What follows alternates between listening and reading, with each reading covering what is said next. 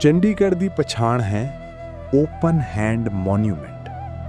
ਪਰ ਕੀ ਤੁਹਾਨੂੰ ਪਤਾ ਹੈ ਇਸ ਦਾ ਇਤਿਹਾਸ? ਚਲੋ ਦੱਸਦੇ ਹਾਂ। ਸ਼ਾਂਤੀ ਅਤੇ ਏਕਤਾ ਦੇ ਪ੍ਰਤੀਕ ਓਪਨ ਹੈਂਡ ਮੋਨੂਮੈਂਟ ਨੂੰ ਮਸ਼ਹੂਰ ਆਰਕੀਟੈਕਟ ਲੀ ਕੋਰਬੂਜ਼ੀਆ ਨੇ ਡਿਜ਼ਾਈਨ ਕੀਤਾ ਸੀ। ਪਰ ਇਸ ਨੂੰ ਡਿਜ਼ਾਈਨ ਕਰਨ ਤੋਂ ਲੈ ਕੇ ਇਸ ਨੂੰ ਸਥਾਪਿਤ ਕਰਨ ਦੀ ਯੋਜਨਾ ਤੱਕ ਬਹੁਤ ਸਾਰੇ ਪੜਾਅ ਆਏ। ਇੱਕ ਵਾਰ ਤਾਂ ਭਾਖੜਾ ਡੈਮ ਤੇ ਵੀ ਇਸ ਨੂੰ ਸਥਾਪਿਤ ਕਰਨ ਦੀ ਗੱਲ ਹੋਈ, ਪਰ ਬਾਅਦ ਵਿੱਚ ਤਜਵੀਜ਼ ਰੱਦ ਹੋ ਗਈ।